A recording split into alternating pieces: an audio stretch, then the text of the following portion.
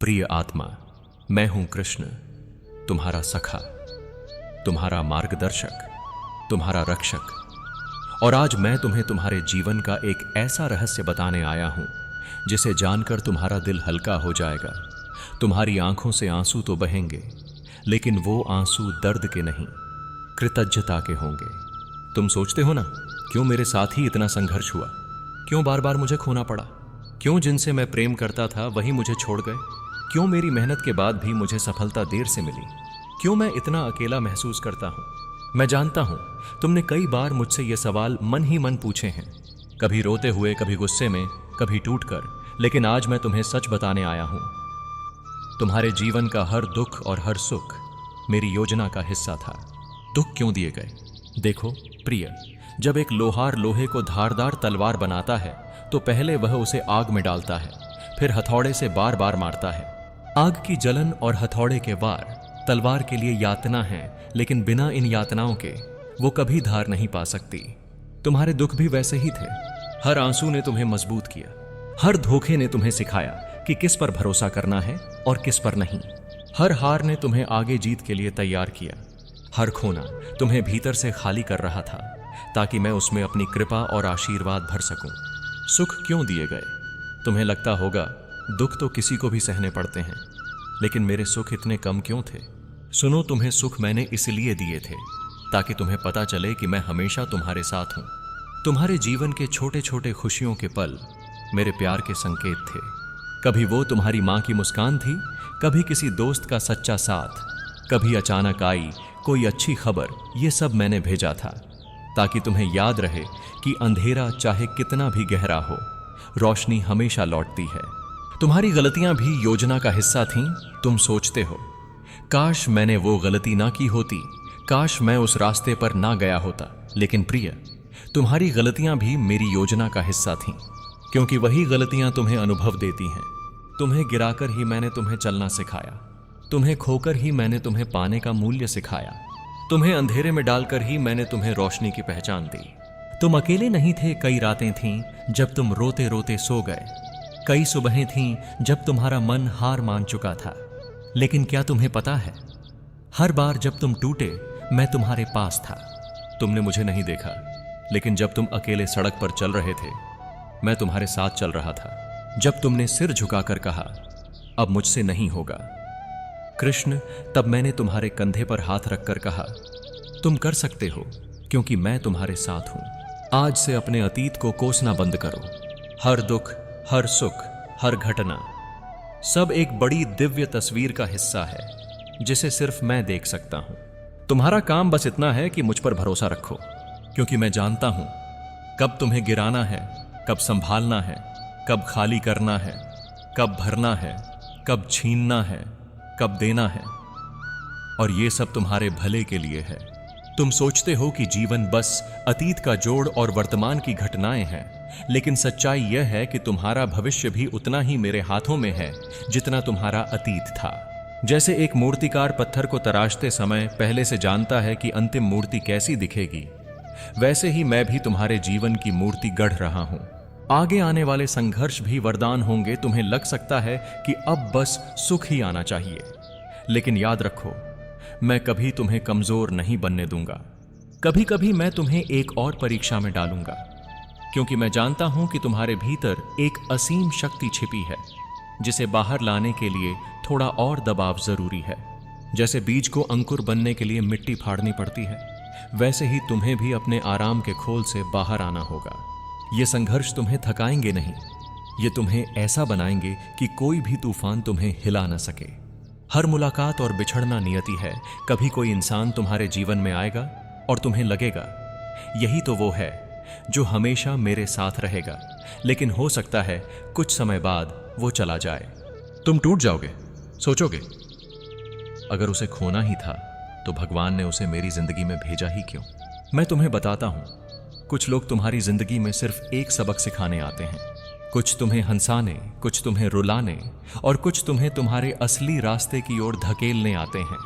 उनका जाना तुम्हारी हार नहीं, तुम्हारी दिशा का बदलाव है। अगर वो नहीं जाते तो तुम वहां तक कभी नहीं पहुंचते जहां मैं तुम्हें ले जाना चाहता हूं।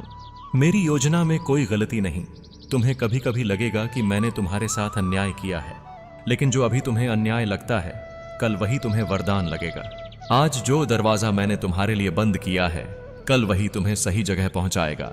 आज जो इंसान मैंने तुमसे दूर किया है, कल वही तुम्हें बचाएगा किसी बड़े दर्द से। तुम पूरी तस्वीर नहीं देख सकते क्योंकि तुम्हारी दृष्टि सीमित है। तुम सिर्फ एक पन्ना पढ़ रहे हो, जबकि मैं पूरी किताब लिख रहा हूं। भविष्य के सुख भी तैयार हैं। तुम्हें लगता है कि जीवन सिर्फ इंतजार और संघर्ष है, लेकिन मैंने तुम्हारे लिए ऐसे सुख भी लिख रखे हैं जिनका स्वाद तुमने अभी तक चखा भी नहीं। ऐसी मुलाकातें, ऐसी सफलताएं, ऐसे अवसर जो तुम्हारी कल्पना से भी बड़े होंगे, लेकिन उन्हें पाने के लिए तुम्हें पहले तैयार होना होगा। क्या एक बच्चा तलवार उठा सकता है? नहीं, पहले उसे ताकत और समझ चाहिए। वैसे ही जो बड़ी खुशियां मैंने तुम्हारे लिए लिखी हैं, उन्हें संभालने के लिए मैं तुम्हें अभी तैयार कर रहा हूं।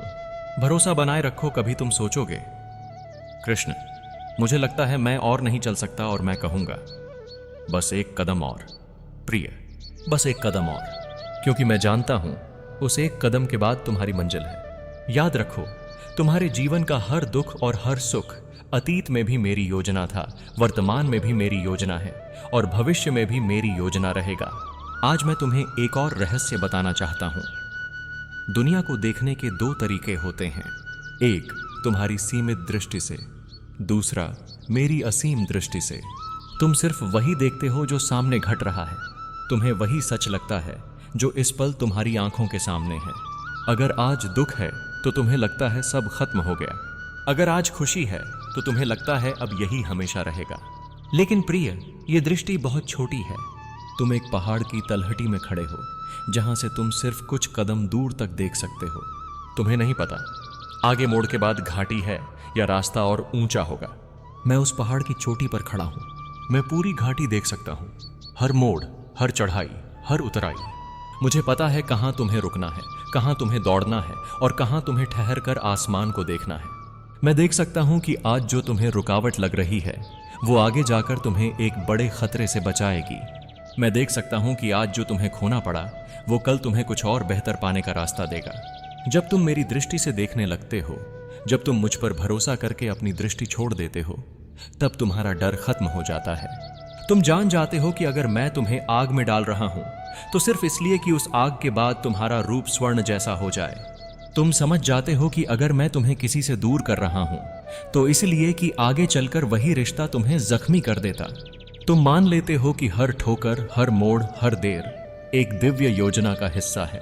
दर्द भी तब आशीर्वाद लगता है जब इंसान मेरी दृष्टि से देखना सीख जाता है, तो वो अपने दर्द को भी आशीर्वाद मानने लगता है, क्योंकि उसे पता होता है कि यह दर्द उसे आगे की यात्रा के लिए तैयार कर रहा है। जैसे बारिश में भीगा किसान जानता है कि यह पानी उसकी फसल को बढ़ाएगा, वैसे ही तुम जान जाते हो कि यह कठिनाई तुम्हारे भीतर कुछ नया बो रही है। जीवन एक शतरंज की तरह है। तुम्हें लगता है कि मैंने तुम्हारा प्यादा बलिदान कर दिया, लेकिन मैं देख रहा हूं कि कुछ चालों के बाद तुम्हारा राजा सुरक्षित हो जाएगा और तुम्हारी जीत तय हो जाएगी। तुम बस उस एक मोड़ पर अटक जाते हो, जबकि मैं पूरी बाजी देख रहा हूं। अगर तुम मेरी दृष्टि से देखने लगो तो तुम्हें अब कभी यह सवाल नहीं करना पड़ेगा, क्यों मेरे साथ ऐसा हुआ। तुम बस मुस्कुराकर कहोगे, कृष्ण, मुझे नहीं पता यह अच्छा है या बुरा, लेकिन मुझे पता है यह तुम्हारी योजना का हिस्सा है। तुम्हारा जीवन एक नाटक है जिसकी स्क्रिप्ट मैंने बहुत पहले लिख दी थी। तुम्हें लगता है कि चीजें अचानक हो जाती हैं, लोग अचानक तुम्हारे जीवन में आ जाते हैं या चले जाते हैं, लेकिन कुछ भी अचानक नहीं होता। हर किरदार, हर घटना एक तय समय पर ही आती है और जाती है। तुम्हारी कहानी के हर किरदार को मैंने चुना है। तुम्हारे माता पिता, तुम्हारे मित्र, तुम्हारे शत्रु, तुम्हारा प्रेम, यहां तक कि वो अजनबी जिसे तुमने बस एक बार देखा। हर किसी का तुम्हारी यात्रा में एक उद्देश्य है। किसी का उद्देश्य तुम्हें प्रेम सिखाना है, किसी का उद्देश्य तुम्हें धैर्य सिखाना है, किसी का उद्देश्य तुम्हें ताकतवर बनाना है, और किसी का उद्देश्य सिर्फ इतना है कि वो तुम्हें तुम्हारे रास्ते पर आगे धकेल दे। सुख के किरदार, कुछ लोग तुम्हारे जीवन में सिर्फ खुशियां लेकर आते हैं। वे तुम्हारे लिए एक ठंडी छांव की तरह होते हैं, जहां तुम थकान उतारते हो और मुस्कुराते हो। ये किरदार तुम्हें यह एहसास दिलाते हैं कि दुनिया में अब भी अच्छाई है, कि प्रेम अब भी मौजूद है। ये लोग तुम्हारी आत्मा को आराम देते हैं। ताकि तुम अगले सफर के लिए तैयार हो सको। दुख के किरदार फिर कुछ लोग ऐसे आते हैं जो तुम्हें रुलाते हैं, धोखा देते हैं, तुम्हें तोड़ देते हैं। तुम सोचते हो, कृष्ण, ये लोग मेरे जीवन में आए ही क्यों? ये लोग तुम्हारी कहानी के वो हिस्से हैं जहां तुम्हें मजबूत होना था। इनकी वजह से ही तुमने अपनी सीमाओं को पार करना सीखा। इनकी वजह से ही तुम समझ पाए कि तुम्हारी असली ताकत क्या है। अगर ये नहीं आते तो तुम वहीं रुक जाते जहां तुम थे। कुछ लोग तुम्हारे जीवन में बहुत कम समय के लिए आते हैं। तुम्हें लगता है कि उनका कोई महत्व नहीं था, लेकिन वे भी योजना का हिस्सा थे। कभी किसी अजनबी की एक बात तुम्हारा पूरा दृष्टिकोण बदल देती है। कभी एक छोटी सी मुलाकात तुम्हारे अंदर एक नई आग जला देती है। ये क्षणिक किरदार तुम्हारी कहानी के गुप्त अध्याय होते हैं। तुम्हारी जिंदगी की हर घटना, चाहे वह सफलता हो, असफलता हो, मिलना हो, बिछड़ना हो, सब कुछ एक तय मकसद से होता है। कुछ घटनाएं तुम्हें तुम्हारी मंजिल के करीब लाने के लिए होती हैं और कुछ घटनाएं तुम्हें गलत रास्ते से हटाने के लिए। जब तुम यह समझ जाते हो कि जीवन का हर सुख दुख, हर व्यक्ति और हर घटना मेरी लिखी स्क्रिप्ट का हिस्सा है, तो तुम्हारा मन शांत हो जाता है। तुम शिकायत करना छोड़ देते हो और आभार जताना शुरू कर देते हो। जब तुम यह स्वीकार कर लेते हो कि तुम्हारा जीवन एक दिव्य योजना के अनुसार चल रहा है, तो तुम्हारे भीतर एक गहरी शांति उतर आती है। तुम्हें अब भविष्य का डर नहीं रहता, अतीत का बोझ नहीं सताता और वर्तमान की हलचल तुम्हें डगमग नहीं करती। स्वीकार करना मतलब हार मान लेना नहीं है। स्वीकार करना मतलब मैं समझता हूं कि जो हो रहा है वह मेरे भले के लिए है, भले ही इस समय मुझे यह अच्छा न लगे। जब तुम हर परिस्थिति को इस भाव से देखते हो तो तुम्हारा मन शिकायत से मुक्त हो जाता है। तुम दुख में भी सीख ढूंढते हो, हार में भी उम्मीद देख लेते हो। राधे राधे।